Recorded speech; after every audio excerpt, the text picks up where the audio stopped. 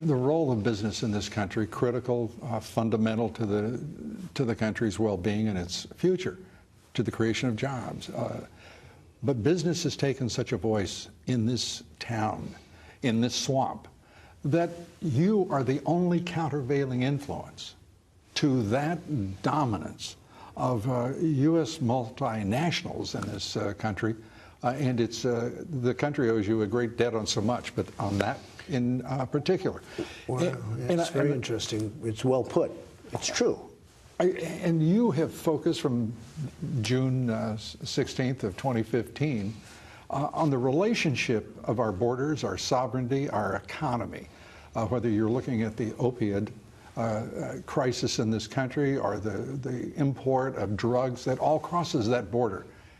You're being pushed back against by the leadership of the House and the Senate on the issue of funding a wall in its entirety. You have been pushed back against, talking about changing all of those trade agreements. Again, all the external issues that are so critical to the country's future, your vision for this country.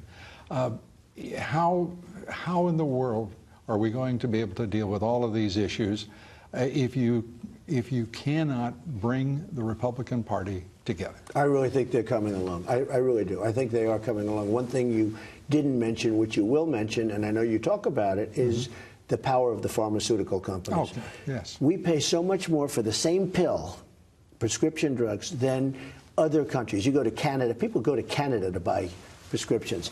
We pay for the exact same pill, made from the same plant, the same company. We pay, in many cases, many, many times more than they're paying in other countries. Right. So we're subsidizing the world in terms of prescription drugs. It's ridiculous, and it's going to stop. The problem I have is these companies give so much. I mean, the contributions are massive, just massive, the amount.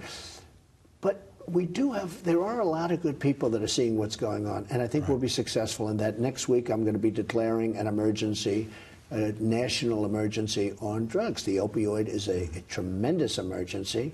What's going on there? The drugs pouring into the country have gotten, and I tell you what, we've made a big impact, but still, we need the wall. You know, part of the reason we need the wall is for drugs. For drugs? Forgetting even about people. We need a wall for drugs. And the wall's coming along. You know, we're building right now prototypes. We have 6 prototypes.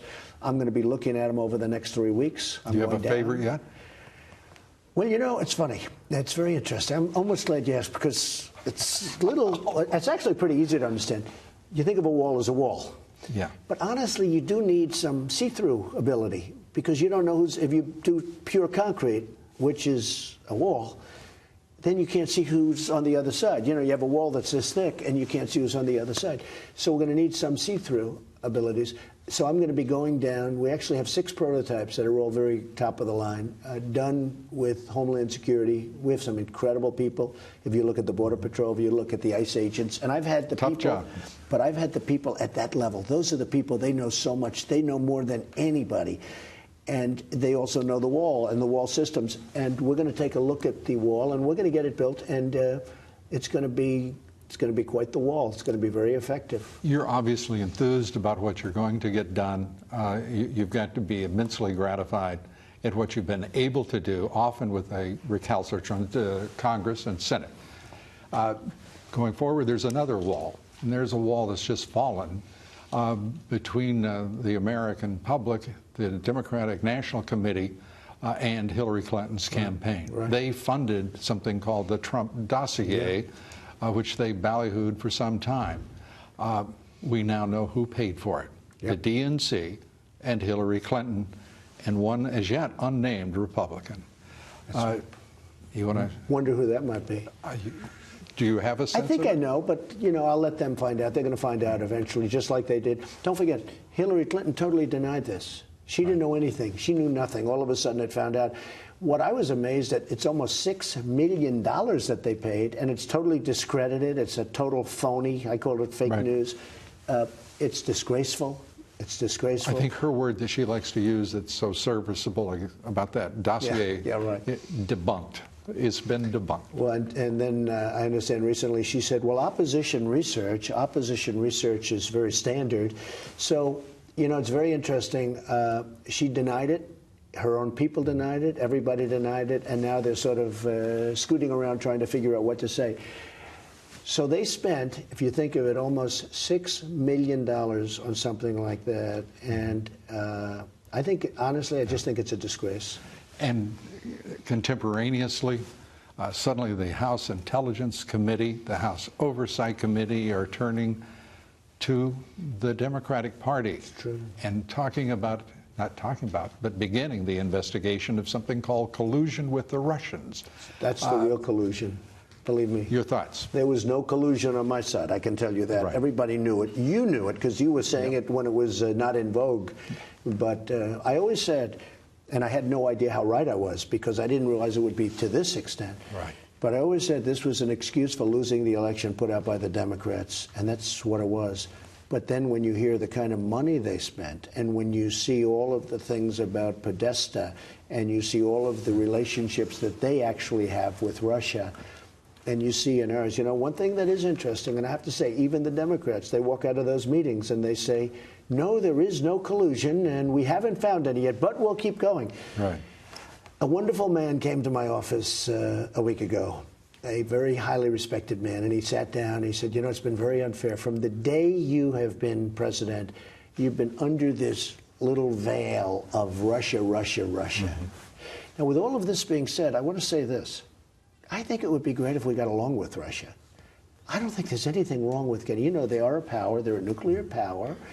I think we could have a good relationship. I think the North Korean situation would be easier settled. I just spoke to the president of China. Right. I congratulated him on his big victory. But it would be wonderful if we could speak to China and Russia, because China is helping us, and maybe Russia's going through the other way and hurting what we're getting. I mean, when I say maybe, I think I know exactly what I'm talking about. If we had a relationship with Russia, that would be a good thing, not a bad thing. Relationships, you were criticized for even trying to court, if you will, President Xi of China. Everyone, the so-called intelligentsia of this country's foreign policy establishment, said you're wasting your time. It just can't be done. And obviously, you've made significant progress with him. And just spoke to him a few minutes ago, just before I walked into the room. You know, something has been given to him that's never been, it's really virtually never happened in China. He's been given powers that nobody's and written into the Constitution. He's a powerful man. I happen to think he's a very good person. Mm-hmm. Now, with that being said, he represents China. I represent the USA. So, you know, there's going to always be conflict. But we have a very good relationship. People say we have the best relationship of any president, because he's called president also. Now some people might call him the king of China, but he's called president. But we have a very good relationship, and that's a positive thing. And it would be good to have that relationship with Russia and other countries too. Hopefully the whole world. Anything to report to America on your conversation with President Xi? No, but I'll be going there in 2 weeks, and we'll go to Beijing and other places, wherever he'd like to take me, and we'll be spending 2 days there, and we're going also to Japan and South Korea, and it will be, I think, hopefully it's historic and positive, and we have to solve the North Korea problem. It's a very big problem. It should have never been given to me. This should have been solved long before I came to office, when it would have been easier to solve. But it was given to me, and I get it solved. I solve problems. I'm very happy with the way the markets are going. I'm very happy with, you know, all of the regulation cuts and all of the things we've done, and that's what's driving the market.